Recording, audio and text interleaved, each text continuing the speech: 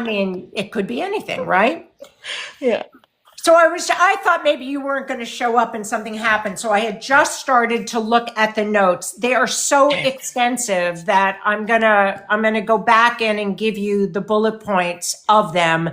But I don't think that I have some of the terminology in the notes from the owner in the way that you might describe them. So I'm just going to give you my understanding of because she's now 3 weeks working with me and had originally had a consultation, and this is the information I was originally presented with. Okay. So what we're dealing with, and I'll go in broad strokes because these notes would take us all day to go through. The dog was fostered by a woman. The dog was from the shelter. She took her in to foster at 8 weeks of age. Shortly after that, a level of arousal that was very difficult for her to manage started to present, which we get, right? Like she's started to at several months of age, lots of excitement, biting, mouthy, but it was really extreme. The owner is very, very responsible, is extremely dialed into making sure the proteins in her diet aren't inflammatory. But the key notes here, aside from this being another biting, mouthy dog that could very easily sound like it's arousal tipping into aggression, that's the overview of the behavior. But what's notable for this dog, as far as I'm concerned, is that because she has seen not only many, many trainers, both force-free and balance, she's also seen a number of medical professionals. And she was diagnosed with some non-specific, the terminology I got was congenital reproductive issue, but never said what the issue actually was. The symptoms of the issue, I know, are excessive and ongoing discharge. I was telling everybody, hope you're not having dinner because this will be really appetizing for all of you. Because of the discharge, the dog is incessantly licking herself and getting more, I mean, I can understand how uncomfortable that might be, more and more agitated. So, of course, we talked about diet, any kind of inflammatory response. But the first thing that came to mind for me was an overabundance of yeast. The owner took her because of the discharge and because her vet was not giving her the information or guidance or help she needed at all, took her to a reproductive specialist. Okay. Which sounds really good, right? Like a veterinarian, though. Yes. Okay. Not a human doctor. But also not a reproductive specialist. Yeah. Well, I'm guessing it was her veterinarian because she didn't go to a human gynecologist, but are you saying there are? I don't know. It's just like anybody can call themselves a fair enough. Dog behavior specialist. Right. So she said she was a reproductive. I guess I would ask what their letters are behind their name, and then I would know. Fair enough. That's a question I can certainly ask. This doctor go ahead. Put the dog on estrogen therapy. How old is the dog right now? 11 months. Now, has the dog been spayed?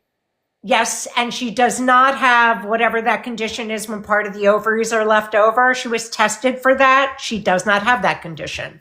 Yeah. I'm going to say this, but we'll deal with it later. The blood panels for her hormones, normal. But she was put on estrogen therapy, which increased the aggression significantly. She is now on an estrogen taper. Okay. Started gabapentin. starting fluoxetine tomorrow. Gabapentin mainly because so here's the lifestyle challenge and what's going on with this case. This owner has done a lot. She has almost lost her job because the dog has developed severe separation anxiety. Of course, it's just morphing into one thing after another. The dog does not express any of these behaviors to anyone but the owner and her mother. The mother used to live with her, no longer lives with her. She lives alone. She had to take 2 weeks off from work because she could not leave the dog alone or risk getting evicted. She then finds a daycare place for the dog, and the dog nearly escaped daycare, so is clearly experiencing a great deal of panic. And something is going on that is driving these extremes in every area. So she's no longer allowed to go to daycare. When I introduce them to my protocols and watch the videos of the dog working, the dog is absolutely enwrapped. She is focused. She is calm. She is clocking everything. You would never know that as soon as these lessons were over, the owner has to lock herself in a bathroom because the dog attacks her. As we're doing our virtual meetings, she does not do the work with me in the meeting. She sends me throughout the week the lesson so I can watch her work and we can review and add on. Right. But when we're in our virtual meetings, the dog is laying on the couch next to her calmly. At a certain point, much like a toddler, the dog wants her attention. So if she's on the phone when they're walking, she'll get, mouthy biting at the leash. Yeah. If she's on the phone for too long in a meeting, the same behaviors present. Now, that doesn't concern me terribly because it's attention seeking.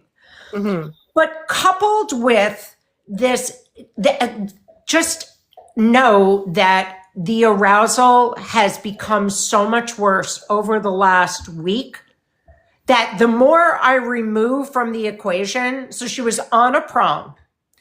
The prong worked in the moment on the walks, but then she rebelled terribly once the prong was off, obviously. So she was suppressed. Correct. When she's working with her, the dog is absolutely focused and clear and calm. When it's over and there's blank space, she starts with the clothes and the biting, and then it gets more. And I said to her when she messaged me today, she's like, I think I have to rehome the dog. I said, I don't think you can rehome a dog like that. And no one is going to take that dog. But this is what we're heading for. And I am desperate to help them. So the things for me that stood out are that it's getting worse. It got worse on the estrogen. Now I almost wonder if the big shift in hormones coming off the estrogen is cycling all of that frustration. I mean, I know what it feels like to be a hormonal female, not anymore, but I did at one point in my life and I was a beast. But it sounds like messing around with the hormones could have exacerbated everything. However, hi, how are you? This behavior has been happening since she was like 3 months old. Yeah, the hyperarousal, inability to settle. Yeah.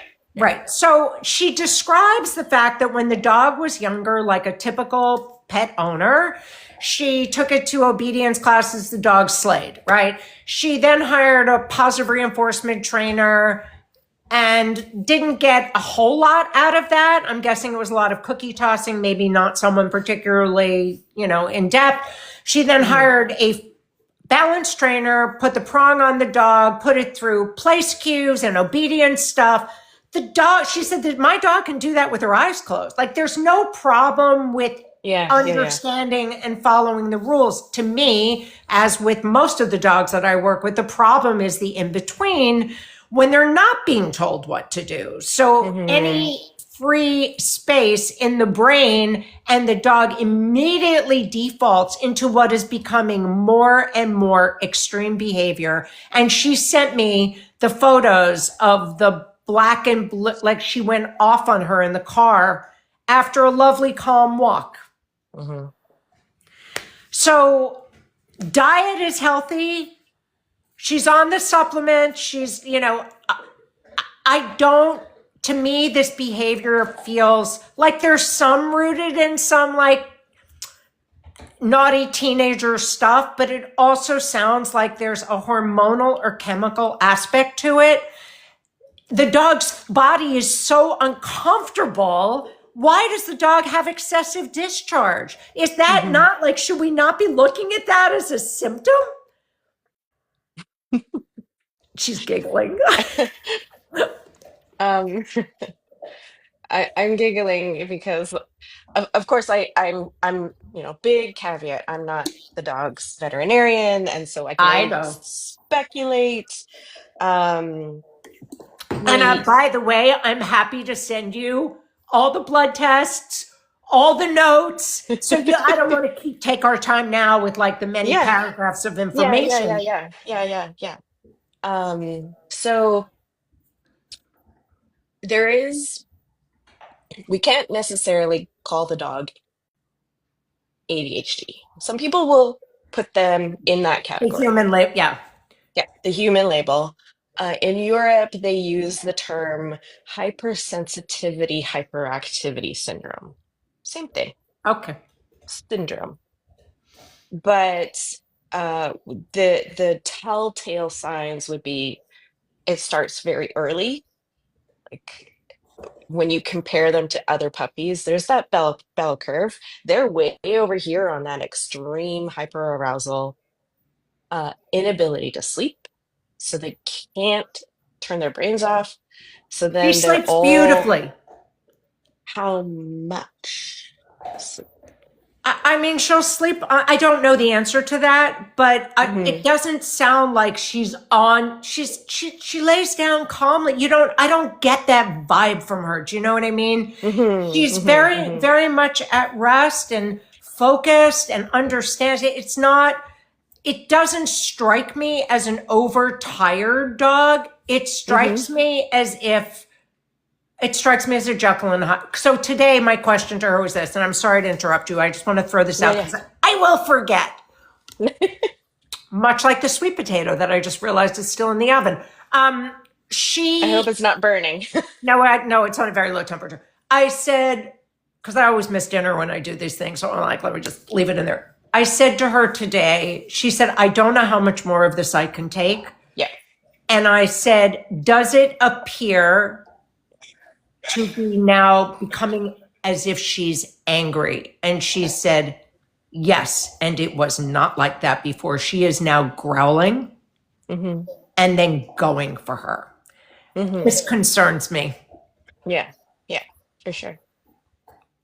And then to the discharge comment. So puppies early on can have puppy vaginitis. It's not bacterial, it's inflammatory, um, and tends to improve. They tend to essentially it, grow out of it, so to say. Can they get vaginitis later on? Absolutely.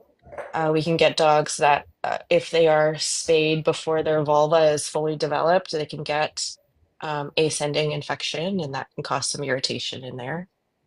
If there's any actually like leakage, is it truly vaginal or is it urinary? And then, of course, a urinary sphincter mechanism incontinence could be a potential like cause of excessive licking. Could there Um, be, let me just ask you something. I know that when there can be descending reinfections from dogs who are licking their privates. And if there's an infection and they're swallowing it and it's going back and it keeps this like this vicious cycle, could that happen from something Not that vaginal? way. Okay. No, not that way. Um, so they're not going to ingest the thing and then it show ups in their vagina. Okay. Because that makes no Um, sense, Hillary. I don't know why I asked you that. It was just a wild thought. but if they have a hooded vulva, so like the skin kind of hoods over and their vulva's tucked in, and then like it can be um a source potentially. I don't know what the reproductive specialist did. I imagine they probably did cytology to check to make sure that like are there any inflammatory cells? If there's inflammatory cells, then maybe she needs an anti-inflammatory. Um, the cause of the inflammation, who knows? Could be You don't think anything, it right? matters as much? Something like a yeast infection is up in the vagina is less likely. Okay. That's a more of a human type of condition, but they can get malassezia yeast in their vulva. So in the skin, in the hood of the vulva, and that could be a contributing cause of excessive licking. I know, I mean, it feels as though because they did a full hormonal panel and because they checked that the spay was fully successful, it doesn't sound like they were haphazard or not looking for all the things. Yeah, yeah, exactly. So that's why I'm like, well, they probably did a cytology. Um, and then is it truly vaginal? Like what are her urinary habits? Does she ever have any like wet spots in the bed that are actually urine compared to like vaginal? Because if she does have, say, some urine leakage, maybe she has a urinary issue because they can get ectopic ureters where the ureter is in the wrong spot and then they dribble urine. I So don't know why they put her on estrogen when the actual hormonal panel was normal. They may have put her on estrogen prior to running a full panel on hormones. I don't honestly know. I can't mhm, answer for the reproductive specialists. I can only tell you that that took place before I came on board. And when I questioned as to whether or not the estrogen could be increasing the aggression, the owner said, I have since discovered that that can be exacerbating the behavior. yeah, and I would agree. So when we remove the ovaries, if dogs don't produce high levels of estrogen because they are basically cyclical, like every 6 months. And then when they're off of their cycle, they're not producing a lot of estrogen. And if you take two female dogs and you put them, two female dogs together are probably going to be the biggest cause of inter-household dog aggression, is two females. And so I would believe that, yes, putting the dog on estrogen would cause her to have some dysregulation. Um, there is some evidence that in human medicine that if you at least have low levels of estrogen, you can improve cognitive function. But that's like postmenopausal women type of thing, right? And yes, when we spay a dog, we're essentially contributing to menopause because we're taking away their Right. gonads. But progesterone is the calming Yeah. hormone. And so if we were going to use reproductive hormones to calm the patient, you'd be leaning more towards using progesterone versus estrogen. I'm only guessing that the estrogen was introduced in relationship to the discharge. I don't know. Right. Yeah. But then did the discharge improve or not? I don't know if it's the dog is still symptomatic. I know that Mhm. she goes through bouts of lots of licking, but I think the dog also has pervasive anxiety at this point. Right. She does not. So, when she told me that she worked with a balance trainer and the prong collar was introduced, and then someone tried to get an e-collar on her, and the owner said, I don't want to do this, at which Yeah. point she reached out to me. Right. She said, when I tell the dog no, she'll go for me. So Yeah. Yeah. Yeah. Yeah. anything Yeah. having to do with pressure or conflict is going to increase, which is why that's not a mechanism I would be implementing, right? Because Yeah. dogs on a hair trigger to begin with, right? Right. Exactly. Exactly. And prior learning during that influential time where their brain is developing Yeah, plays a huge role. You know, right. you take a really smart dog, it only takes them one time to learn that kind of thing. But And the so, yes, behaviors there's, have been present since she was like 11 weeks old, yeah, 12 weeks old. like I said, hypersensitivity, hyperactivity, restlessness. Most likely as a puppy, she probably didn't sleep enough. Like And we're is aiming for that a permanent 16 problem now? because as their brain is developing, all of those synapses are being pruned, right? So they Right. basically go through a pruning phase where now these are your solid behaviors because this is what we've rehearsed. And then you prune They off put all of the trazodone in the mix at some point. It made her worse. yeah, I wouldn't be surprised. You won't get any argument from me. It's not one of my faves, but Yeah, yeah. Um, and chances are, like, if you think about it, like, so trazodone, for anyone who's on here, trazodone is labeled for insomnia in people. It has a very short half-life in your dogs. And so if we're dosing it every 12 hours, which is usually how people will dose it, maybe they dose it every 8. It's not in the system for that long. And then if you're doing too low of a dose or even too high of a dose, because it binds histamine first and causes sedation first, you're not getting the serotonergic activity that you're looking for. right. And so in some cases, yes, it's really good for separation where I'm just like, yeah, I just want to sedate your dog. Or veterinary visits where I'm just like, it doesn't matter. You don't need to remember. You don't need to like the vet if they're going to be poking and prodding you. As So needed, right? Like situationally, you're talking about. Yeah. exactly, exactly. Um, but she probably needs to focus on other like decompressive activities to not just necessarily redirect the behavior, but like having some other decompression, chewing, licking, She's doing rip, it. ripping apart boxes or She's doing it. something like that. Yeah. So But my then, protocols have a lot of and they're doing this outside as well.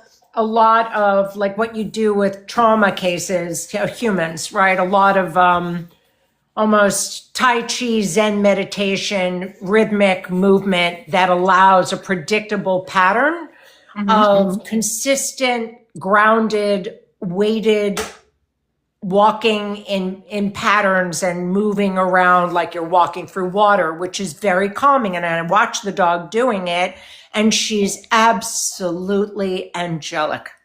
Mhm. They get back in the car, the dog attacks the owner. Mhm. Yeah. Um, Now, most when you dogs said get very weighted, I tired. was thinking, yeah, yeah. But she, for whatever reason, whatever her brain chemistry, again, early onset, those are the ones that are going to struggle the most. And Okay. she has not started a serotonergic medication yet, No, other tomorrow. other than other than trazodone. No, she's not on trazodone at all any longer.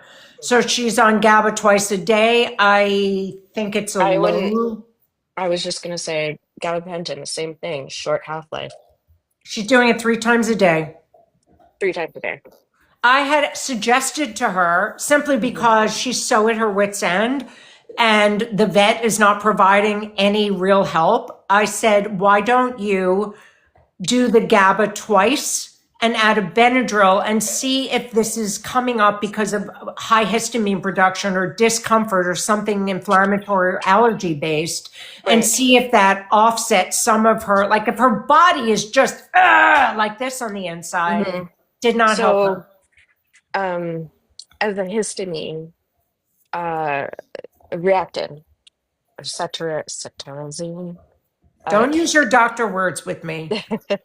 reactin, the brand name, um, is more likely to be effective in dogs than Benadryl. I don't think we have what you're talking about here. You probably do. I've never heard of that before. I'm Reactin? like now I'm like Wildlife Pro. It's spelt a little bit differently, but yes, it's cetirizine or something like that. Oh, okay. I didn't know. I thought you said reactin. I've never heard that. Yeah, Reactin is the brand name that we have in Gotcha. Canada, but the drug name is cetirizine, something like that. It is, if you do side by side comparison of antihistamines in dogs, that is a stronger antihistamine. That's the brand name in Canada. There you go. Yeah, this was really just a hope of helping them get through the days until the fluoxetine came in, because Yeah, for whatever reason, the fluoxetine was delayed by 3 weeks. So the owner is like locked in the bathroom a good part of the day and ready to lose her job because she can't go to work because the dog is going to get them evicted for barking. So it was yeah. a desperate attempt on my part. Zyrtec Hmm. is also Yeah, probably, yeah, yeah, but now she's increased the gabapentin to 3 times a day, but it doesn't seem to be, I mean, I suspect she needs an SSRI on board as well. Would you yeah, yeah. agree?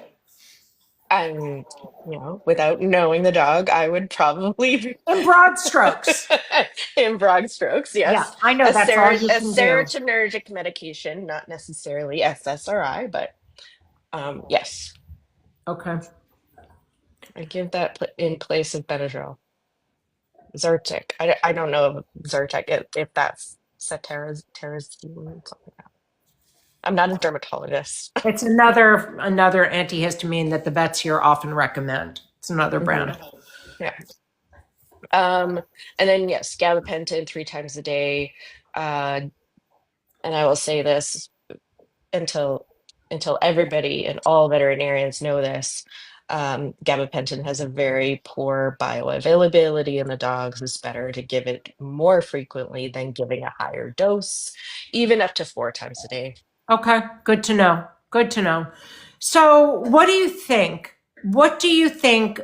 I mean, I'm super perplexed that anybody would put the dog on hormonal therapy when the blood panels were normal. In fact, all her blood levels were normal. Nothing has presented as fact in this dog. I'm just assuming that it's something to do with the vaginal cytology. But yeah, Do you think that she's beyond help? I never put a prognosis on dogs unless I've worked with them. Okay, but I'm working with them. So Hmm. through me, between the behavior modification that we're doing, I do not feel that this is behaviorally, I don't feel like the root of the problem is behavior. I feel like this is a chemical problem or a Yeah, medical problem. but behavior again is I the whole thing. understand. So I understand. yeah, But I don't I know guess that. that I was just gonna say. I guess the problem is that um, we on my side we call ourselves veterinary behaviorists.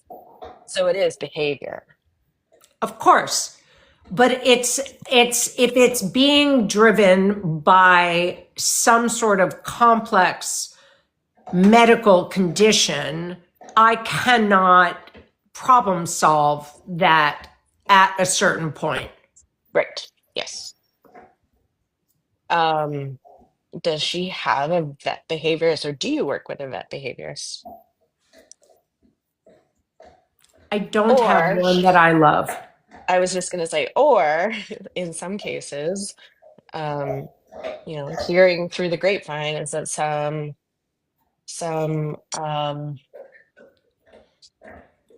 they don't necessarily do a thorough enough evaluation.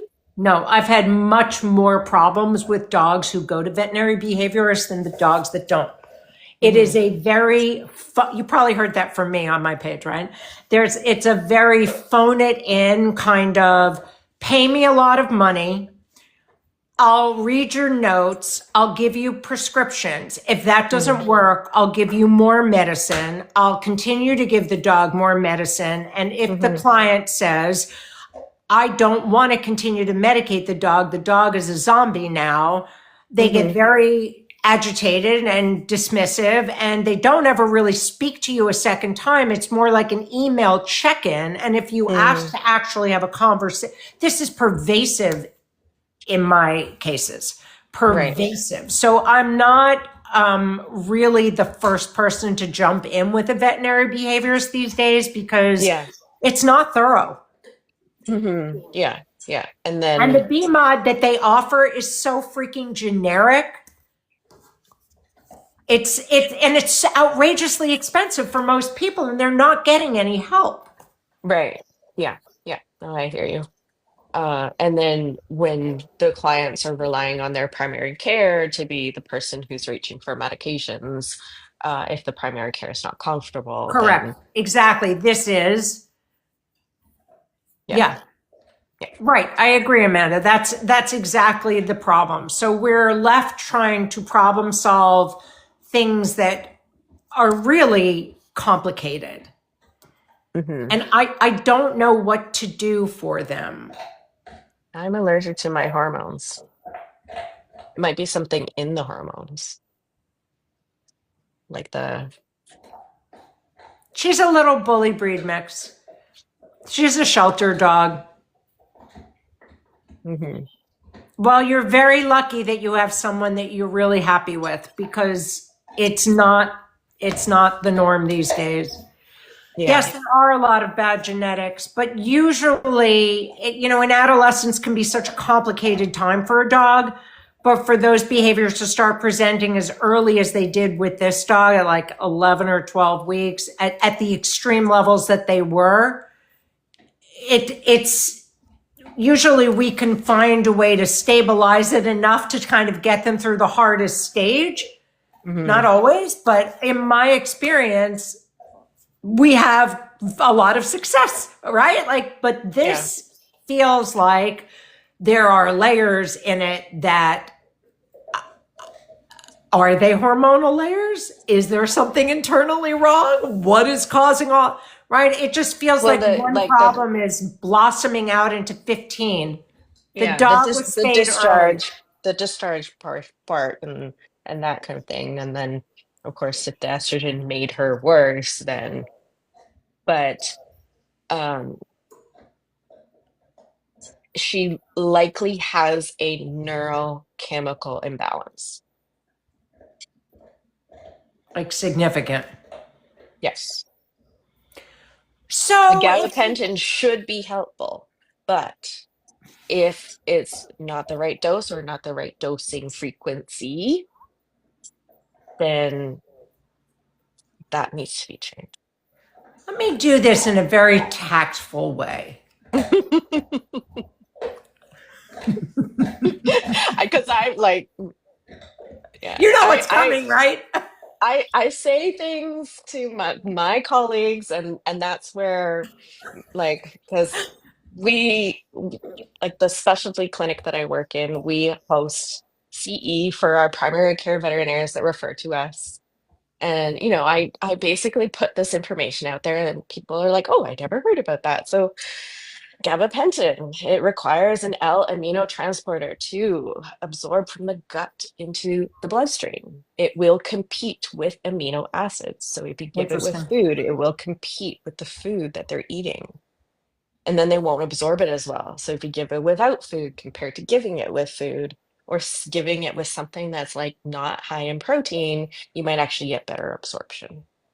So if you were working with a case like this, would you be thinking about 100 milligrams 4 times a day without food or non-protein I food? I can't say doses because I don't know the weight of the dog. Let's say around 45 to 50 pounds. What's that in kilos? I 20 pounds?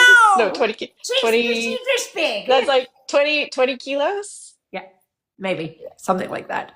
Something like that. 100? I'd probably give that every 3 hours. Every 3 hours? I'm just saying, like, because if you try to increase the dose, yes, I think that that's a low dose. And 100 milligrams for a 20-kilo dog. Okay. And so if you were 22 adding, kilos is okay, 26. Everybody's giving me like, how much is that in kilos? she's saying that gabapentin given with food, the amino acids will compete with the gabapentin, particularly if it's a high protein food. Is that what I understood you to say? Yeah, so there's the L-type amino acids share the same transporter in order to absorb it. Okay. So So it's diluting the effectiveness of the GABA, the efficacy. yeah, so if Got there's it. only 100 seats on the bus and we put 100 mils or 100 milligrams of gabapentin in there, then all of those milligrams get a seat on the bus. But if you put L-amino proteins, so amino acids, they're the building blocks of protein. If you had too many L-amino acids in there, so you have 50 milligrams of L-amino acids, now 50 milligrams are sitting on the bus, and only 50 milligrams are being absorbed with that. This is why it's such a great honor to have you join me. I was like, how else do I explain that? I talk about seats on the bus. No, not because of the seats on the bus, because there's you are so not. Put it on YouTube. Can I put it on YouTube? Are you okay with that? Yeah, for sure, for sure. There's already we have video. We've done lives before that have been shared. So okay, Mhm. when you say a serotogenic, I can't say the word Serotonergic? Yeah, serotonergic. yeah. What would you be thinking of if this was your client? Do you see how Okay. subtle was that, right? Like I got you either way. So, there's something called the veterinary prescribing cascade. So the Canadian Veterinary Medical Association, including the American Veterinary Medical Association, we have a therapeutic decision cascade in that we, as veterinarians, should be prescribing dog labeled medication first. You've talked about this before. Okay. Yeah. Instead of So, off brand, right? Is that how you referred to it? it called extra label. Okay. So let's take for example, we have a dog who has separation anxiety. There are two labeled medications for dogs with separation anxiety. And so you have clomicalm, which is Right. clomipramine. That is the most serotonergic TCA or tricyclic antidepressant. And then you have Reconcile. And Reconcile is fluoxetine, Prozac in people, and it is a selective serotonin reuptake inhibitor. Now, in our drug class of selective serotonin reuptake inhibitors, they're not all that selective, despite the name, which is kind of annoying, actually, because we're Okay. just like, oh, yeah, we want some more serotonin, so let's choose Reconcile. But are, if you already have a dog that's over aroused and then you give them what we would deem an activating SSRI. Activating just means that we're going to potentially increase arousal. Are we going to see potential worsening of this dog's behavior if we give her something that will increase her arousal. Not necessarily, because if you think about how they treat ADHD, they give them stimulants. Right. But the stimulants are to increase the norepinephrine to the prefrontal cortex so that they can actually focus on the task at hand. And so I don't know if this dog is going to respond to it. It depends on her individual brain chemistry. But Right. if you're seeing it worsen, then you might consider switching to a more calming alternative. Like clomipramine.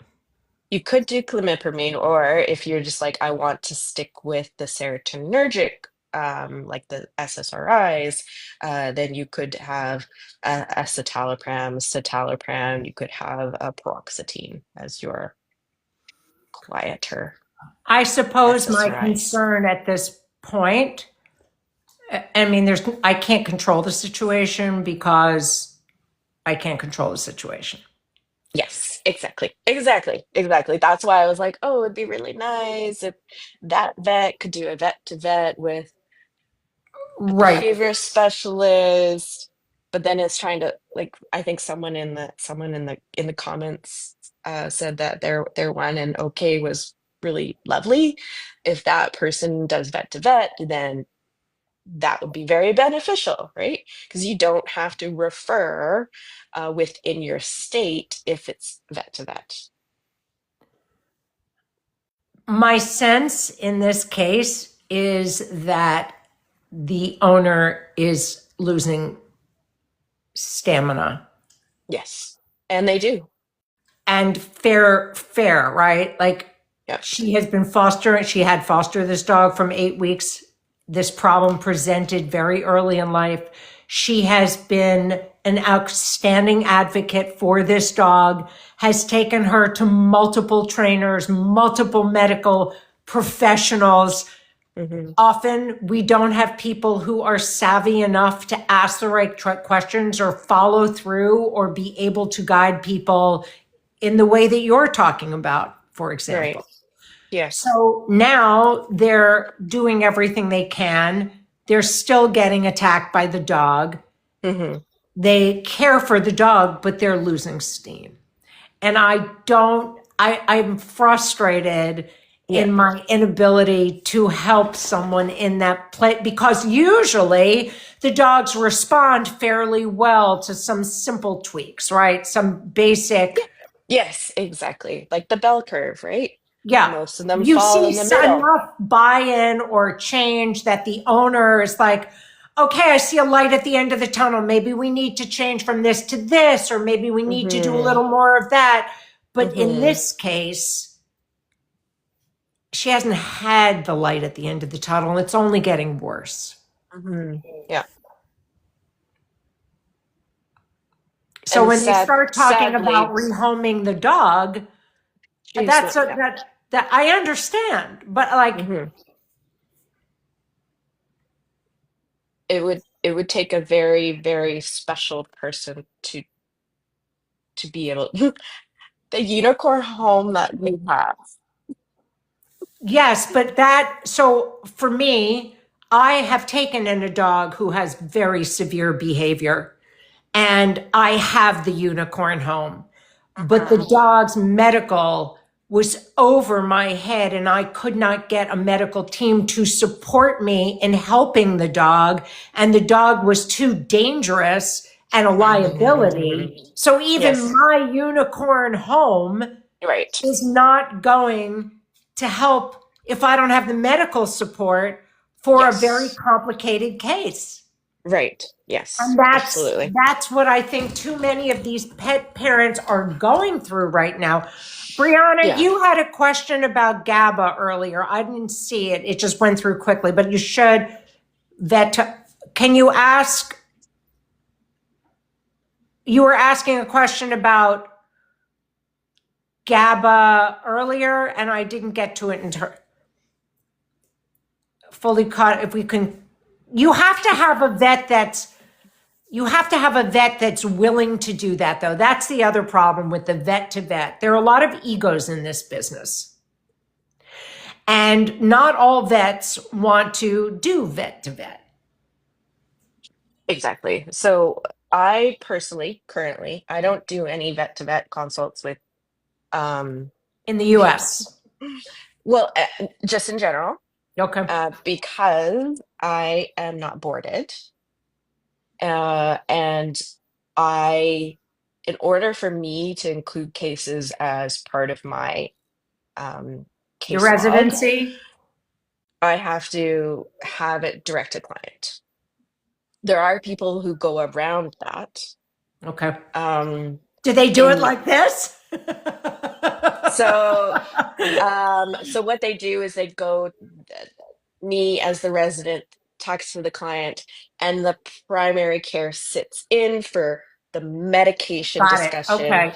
Then Interesting. the primary care leaves, and then the rest of the conversation happens. So that's how they get around it, because it's like it's kind of like, well, I'm still prescribing a treatment plan, but when it comes to the medications, that goes to the primary care, and you have that discussion like in a three-way. Hmm. But then when it comes to the behavior modification portion, it's all directly to the client, because the primary care is like, yeah, whatever, you do whatever, right? So they're I'll just like, just write the what scripts. Right. they're like, what medication do I need to prescribe? Okay. And so not pushing it out there, but one of my colleagues who works in Texas consults with some clients in Canada, even though he's not licensed in Canada. So I can direct message you an option if you want to. Well, she's in California. She's in California, but she could Ah, potentially do it that way. you'll explain to me how that works in this case, if she's in fact got the bandwidth to do anything further. I Exactly, also think exactly. it's very interesting that the dog only aggresses on her. It's And not as it if she's, obviously, yeah, it obviously starts with some sort of attention seeking, and then frustration, and then yes, and frustration it builds into it. builds. Right. Yeah, and then conflict related aggression. I want this, but you don't want me to do this, and then it's a lack of understanding, and the dog is just trying to get the human to understand what their needs are, but that's the only way that it comes out as.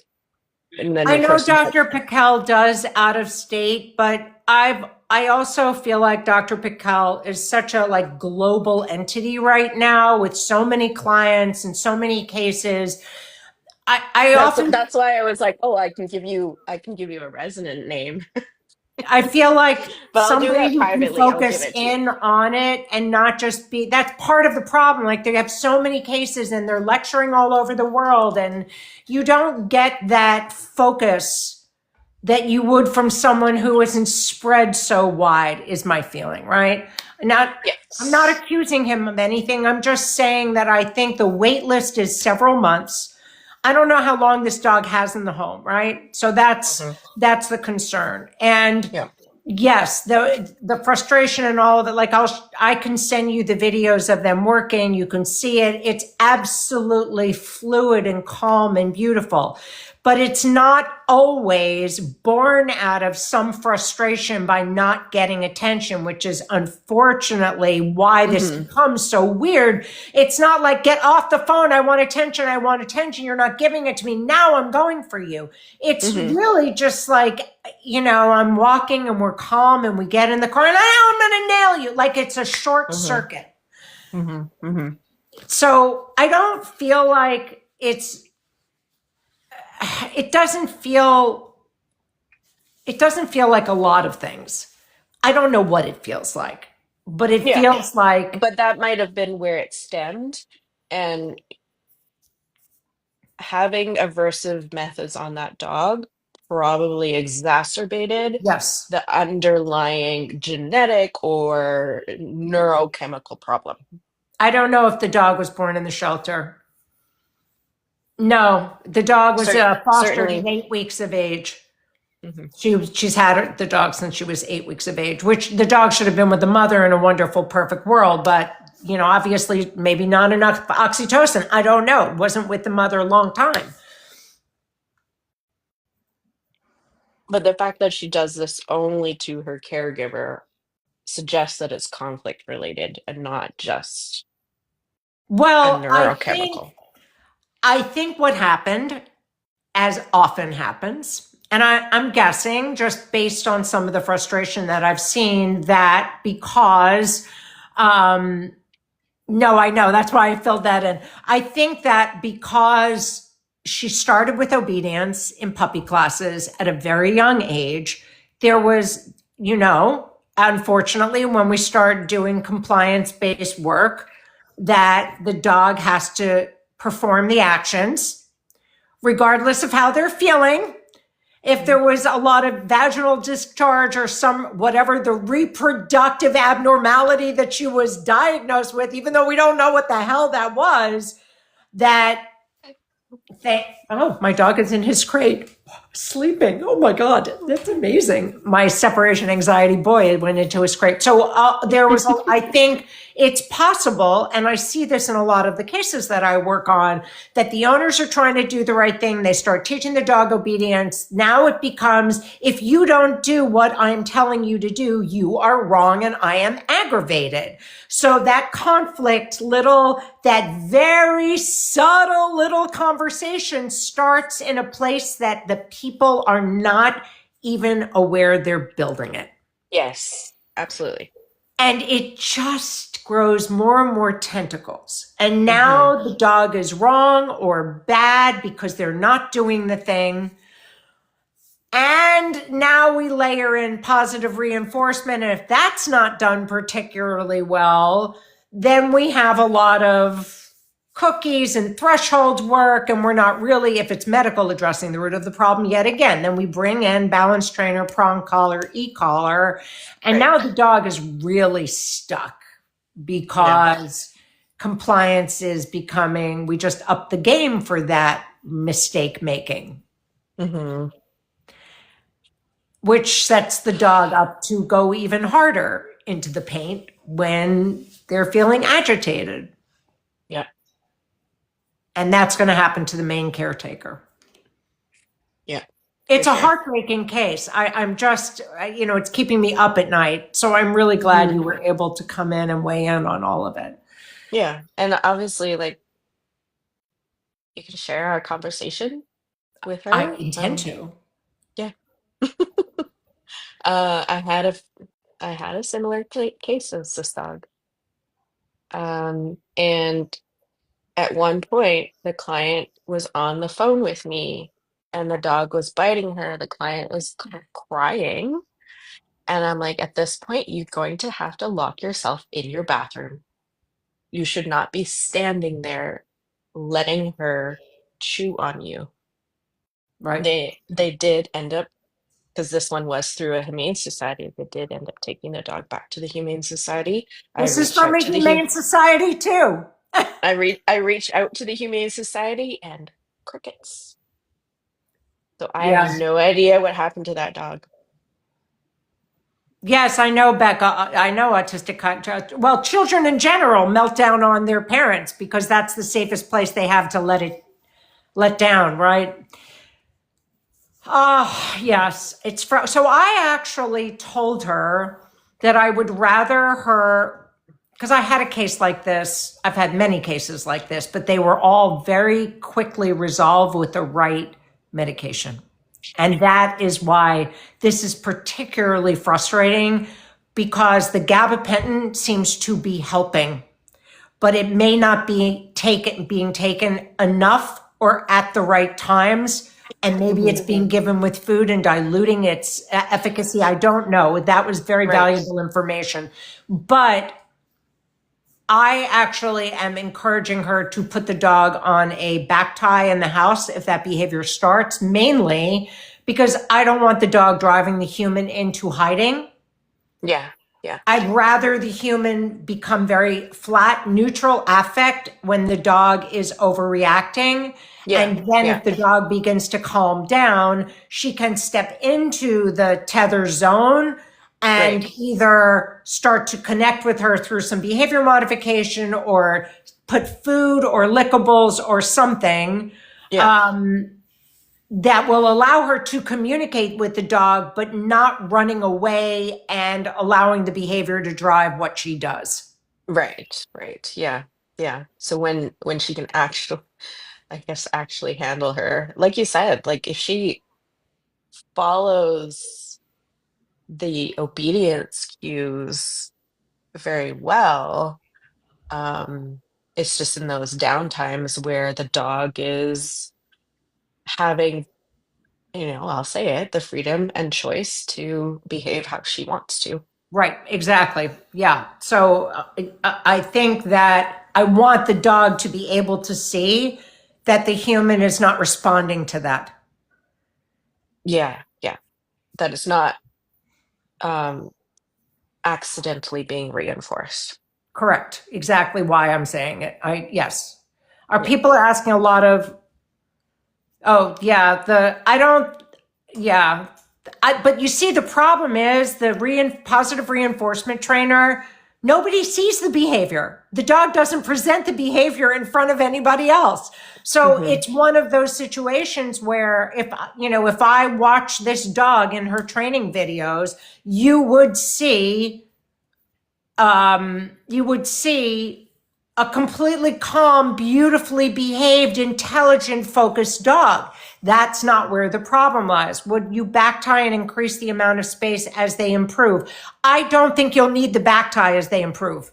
I don't Yeah. think this behavior will repeat itself when the chemistry becomes more balanced and the dog is more stable. Would you agree with that?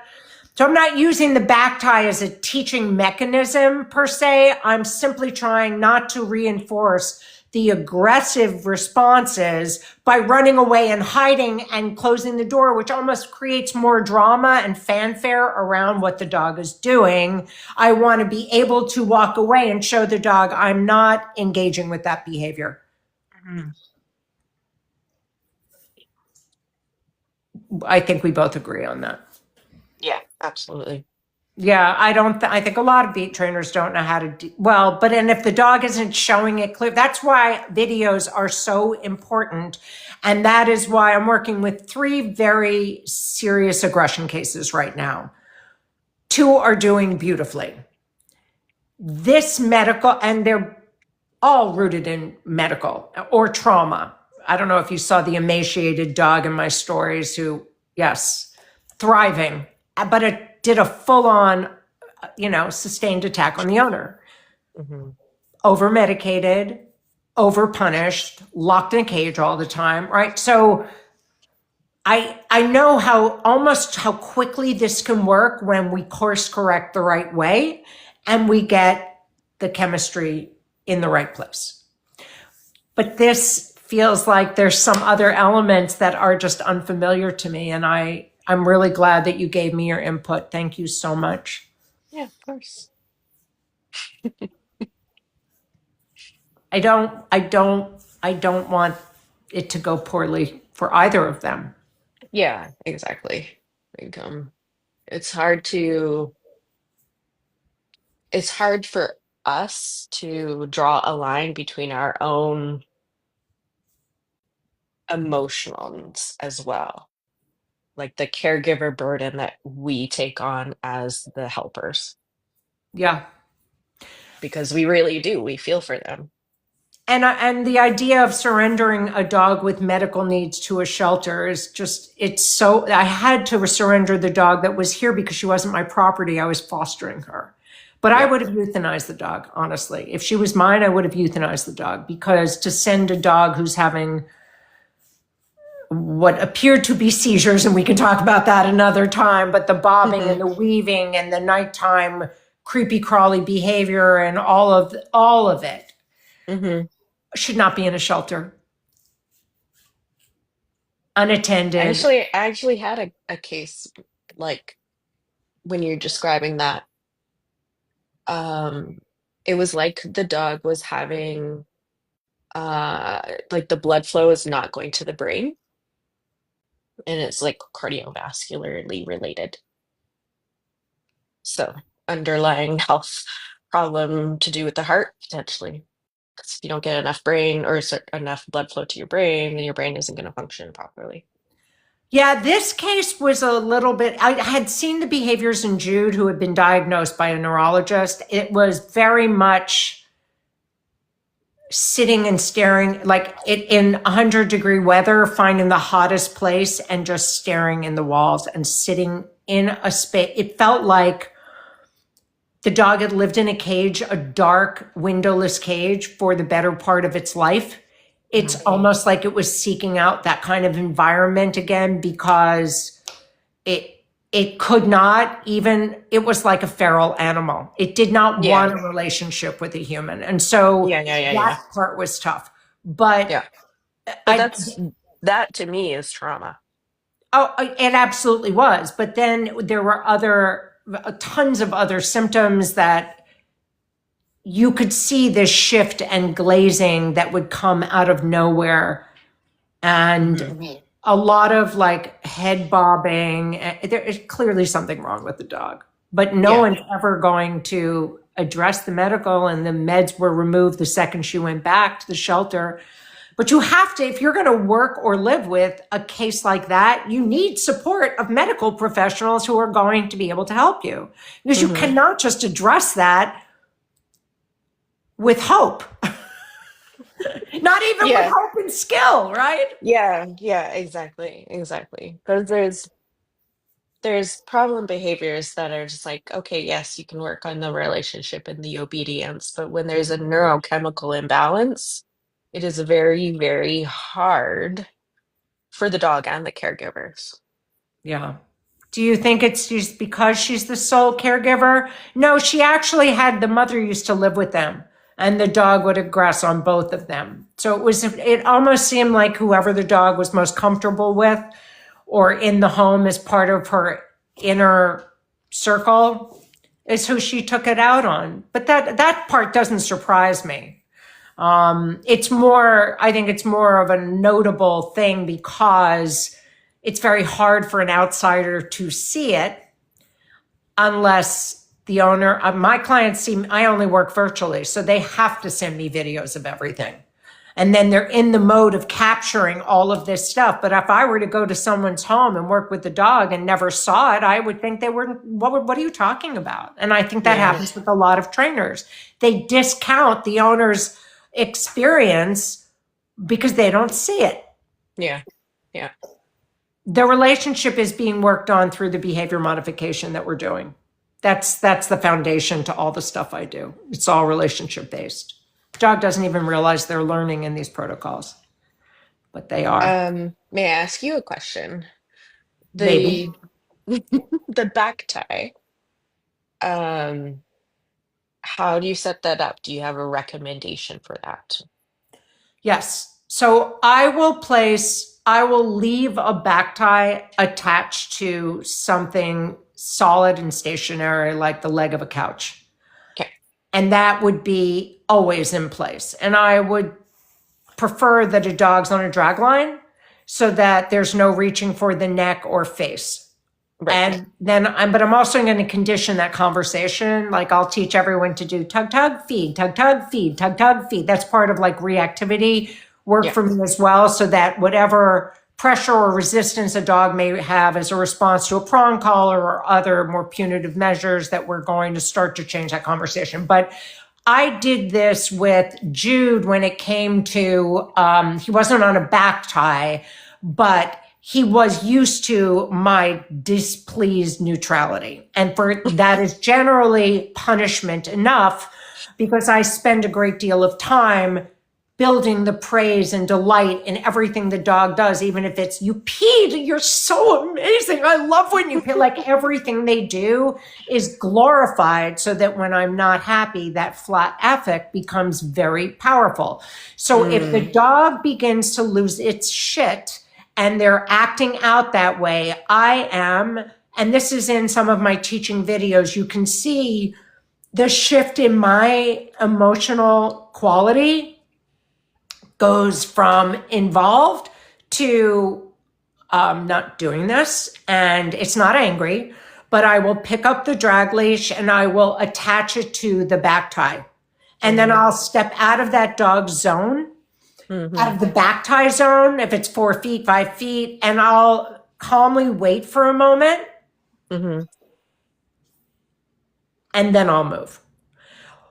So that what me attaching them to the back tie is not punishment to the dog. It's simply containment and inability to access me, but I'm not emotionally punishing the dog. I'm simply removing myself as something they can put their teeth on. What I like about the back tie is that you will, and you know this, you know with these dogs that have this kind of neurochemical, whatever it is that's driving them, you can see when they shift back into a normal space. Yeah. And if I am in a bathroom and hiding from, I can't see when that changes. When it changes, I want to re-engage with the dog. I don't want them to feel helpless and alone or frightened or rejected as if they were punished. Right. So I can calmly step in and unclip that with the same level of calm neutrality that I attached it to. Right. Yeah. That all makes sense. Yeah, does that answer what you were It looking for? does. Yes, exactly. So if I Have get a you used case, that if I approach get a before? no, I have not. But I'm gonna say, like, if I ever get a case like the similar case that I had that ended up getting returned to the Humane Society, um, I'll use that. But like you said, going through so many different trainers and Yeah. um, The learning experience can be diluted and compromised. not just that, but for the clients. They hear one Ah, thing, yeah, they yeah, do yeah. that, they hear Yeah. this, and then they get confused and they almost need their own They need a time to back tie. Yeah. time to decompress and figure out what their goals are. But like Right. at least your client was able to say like, I'm not doing that. Right. So I think it's incredibly, and this is like when I have a consultation with somebody, what I'm going to be discussing is really actionable, easy, uh, e- intentional focus on how they communicate. What is the facial expression? What is the tone of voice? At what point do you let the dog know how pleased you are? Are you building enough of that into your relationship with the dog that the absence of that delight actually means anything to the dog? Or are you yammering on all day long, talking and talking and talking and not actually building anything? Because so Jude was a dangerously aggressive dog, right? Like he didn't have rage syndrome, but his only emotional wheelhouse was rage. So it didn't have this weird sudden onset. It was quite predictable, but the intensity of it was like he dragged me across the yard on my belly. Like he was a monster in that state of mind. So for him, even if it was through the leash, I became, this is just absurd right now. But it registered with him because of all the time I put into building up the rest. So for pet parents to expect to change behavior by suddenly implementing, cues or commands without having that emotional quality and depth, when you get into this, the neuro dog I was talking about, the severe resource guarder. That was Maya, right? Correct. And I made a tab of Maya's videos just to reference that case because it was such an interesting case to go through. But she guarded space viciously, right? But I never saw the behavior for 8 weeks. It didn't show up. Dog had been returned by her owners twice, but she turned very, very quickly on me and she was terrifying. But in the days leading up to that event, she would charge, and that's what she's known to do, fly out of another room, charge, and bite.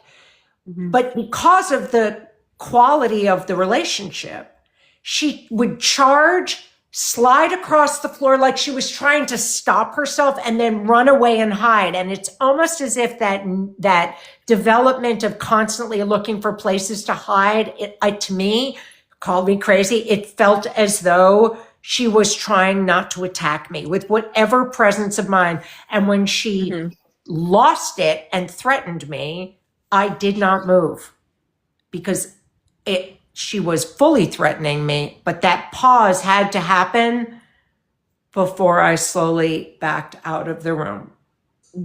Because she went to stalking and was coming for me. So, but I had the buy-in of that time because of all the relationship I built. So I think that if you're going to use back ties or any of that kind of like, we're not having that right now, you got to have it all put in place first. Yeah.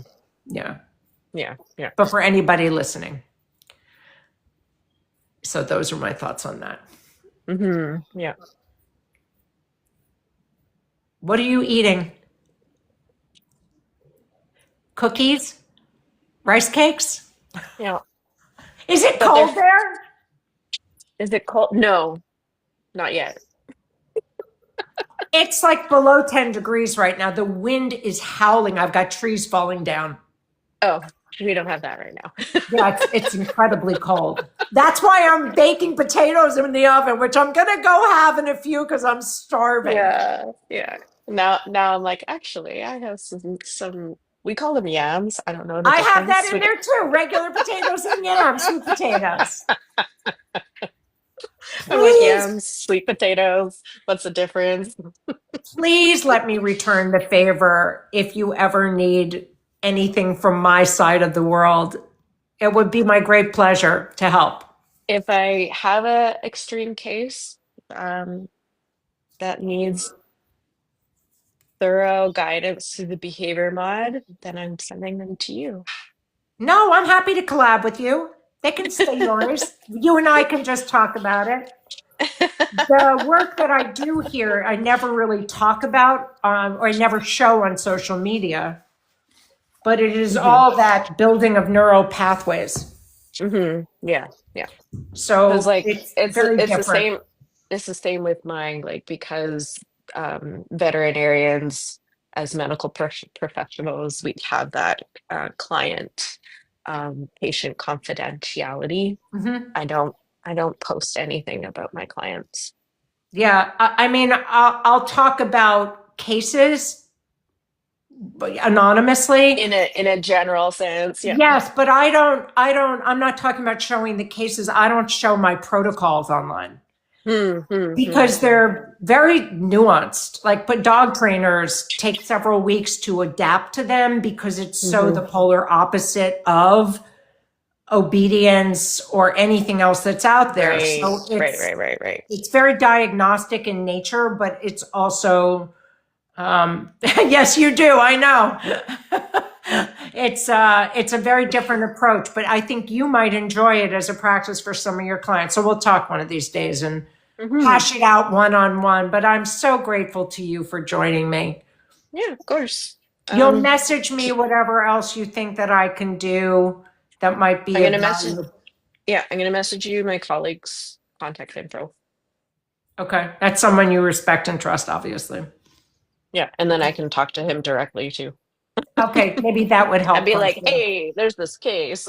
Yeah, we need to get I wanted to start like a webinar series where I could actually send out the case notes first and have a limited group of people to look at that first and all come in with their own sparkly ideas. That would be so fun. Right. And I think that would be a cool thing to do with professionals as well, veterinary behaviorists and people who are working cases from different angles, because I just don't think we get to have those conversations often enough. Yeah. I don't know anything about Discord. I'm so old school. I can barely figure out how to work a live on TikTok. I've been doing it for 2 years. You'd think I'd know better, but either way, okay. I am going to take my dog out and eat a potato. Mwah! Okay, Glad thanks. you figured out who I was talking about in my post. For whatever reason, it shows up in the search bar, which I It did not did. know. It did. Yeah. Yeah, Whoops. anyways. Okay, everybody. I will get this uploaded to YT. I can't promise you when, but when I come up for air, I will. And you and I will be in touch. And I deeply appreciate you. Thank you. Yeah. And keep me posted on this case. Will do. I will. We have to find a way to communicate off TikTok, but we'll get around to it one of these days. Yeah, for sure. Okay. Okay. Take care, everybody. Good night. Bye.